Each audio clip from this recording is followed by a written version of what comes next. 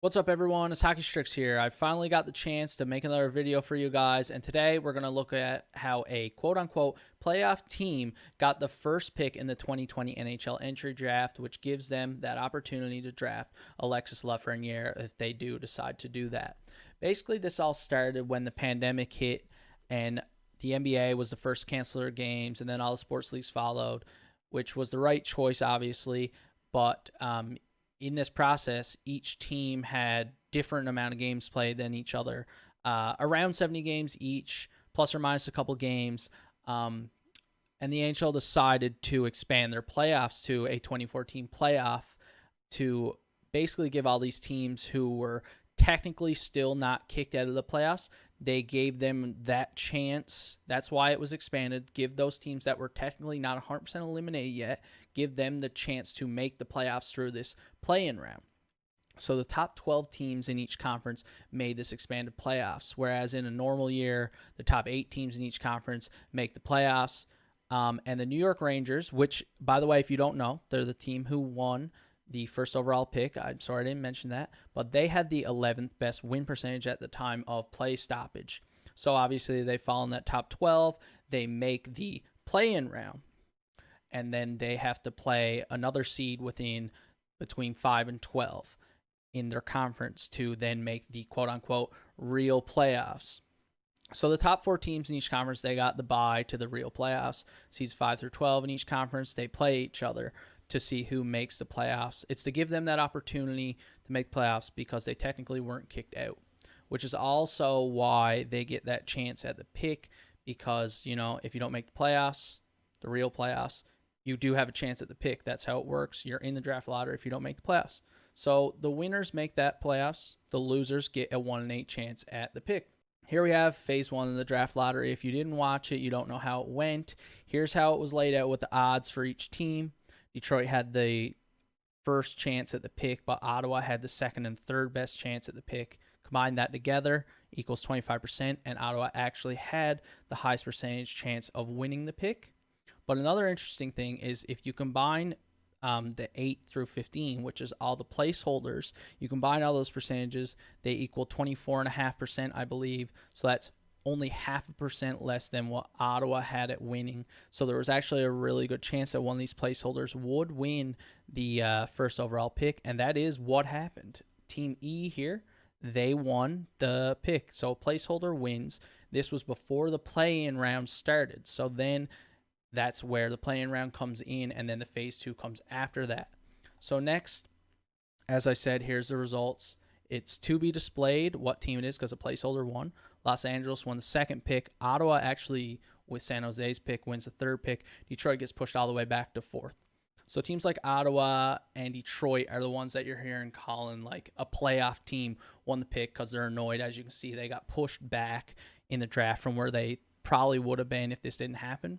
But the thing is that this placeholder winning and a quote-unquote playoff team winning is no different than any other year. Because what I was showing you back here, these percentages, these are the exact same percentages as any other year.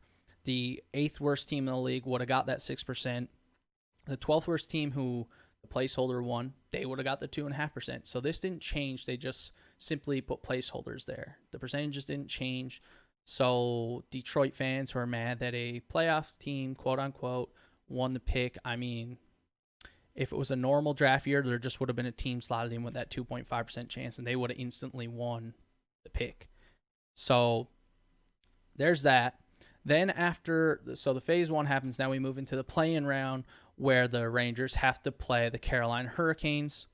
They get swept 3-0 in that series, and they enter that phase 2 of the draft lottery with a 1-in-8 chance at the first overall pick, 12.5%. I'm a bit surprised the Rangers got swept here. I'm not going to lie. I actually picked them to win the series, but I thought they'd put up a good fight regardless. Anyways, they end up getting swept. They probably weren't going to win the cup, so getting swept and then getting this pick, probably worth it. But here you can see just a recap. That was phase 1 there. But here's phase 2. These are the 8 teams who lost the play-in round. So Edmonton lost to Chicago. Florida lost to the Islanders. Minnesota lost to Vancouver. Nashville lost to Arizona. As we know, the Rangers lost to Carolina. Pitt lost to Montreal, who was actually the 12th best team that got into the Eastern Conference behind the Rangers. Toronto loses to Columbus. Winnipeg loses to Calgary. And then here we are. All 8 of these teams are put into that machine they had with the lottery balls, and one got sucked up. I don't know if you've seen it on TV, but it was interesting. So the Rangers ball is the one that gets sucked up by that random thing. They just win that first overall pick, and Los Angeles still has the second, and so on.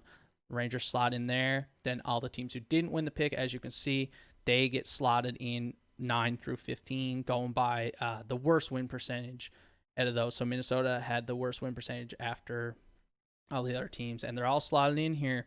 And this is how the draft picks look for the 2020 entry draft at this point. Actually, Pittsburgh traded away that 15th pick to Toronto for Kapanen in that deal.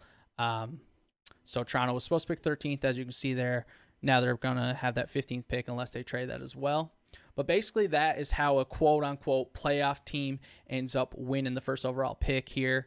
I know it's controversial. The NHL didn't do a good job of making it not controversial. They just kind of like, it was weird. They said this isn't the playoffs, but then all the stats that happened in the play-in round, they are recorded as playoff stats, like on the record book. So it's pretty wishy-washy by the NHL not to really fully like support what they initially said, that it wasn't the playoffs. So I can see why teams are like saying that a playoff team did win this pick. But as I mentioned earlier, in a normal draft lottery situation in that phase 1, there would have just been a team slotted in who would have won this first overall pick. It's not the first time a team jumped up a lot to win. They only had a 2.5% chance, but it did happen. And now the Rangers can put together some sort of line like Panarin, Zibanejad, Lafreniere, maybe Kako Lafreniere link up with a good center. Who knows? It's looking pretty good for the Rangers after winning this at this point. I appreciate you guys awaiting my return to YouTube. Got a bunch of new subs, thousands of views on a certain video. If you've seen that video and that's why you're watching me now, you know what video I'm talking about. I appreciate all you guys for watching that video because it got a lot of love. I appreciate you guys for watching this video. Make sure to like it if you enjoyed, dislike it if you didn't enjoy, comment. Tell me how to make it better. Tell me what you want to see now that I'm back on YouTube in my new place now, so I can get some YouTube videos out regularly. We got the JVR jersey here, as you can see. The Heatley one is directly behind me. Johansson one over here. There's another one that you probably can't see. We got Line A here. I'll show you guys all that at some point in time. I got some. Those are my 4 signed jerseys. I got a signed Wendell Clark puck as well, stuff like that. So in this new place, I got a bit of my own streaming setup going. New place is looking good. But like I said, I appreciate you guys watching. And if you were here before I stopped making videos a couple months back, before all this life stuff happened, and you're still here now, I greatly appreciate that. And I appreciate all the new people who are watching. Thank you so much. Thanks for watching. This has been HockeyStricks.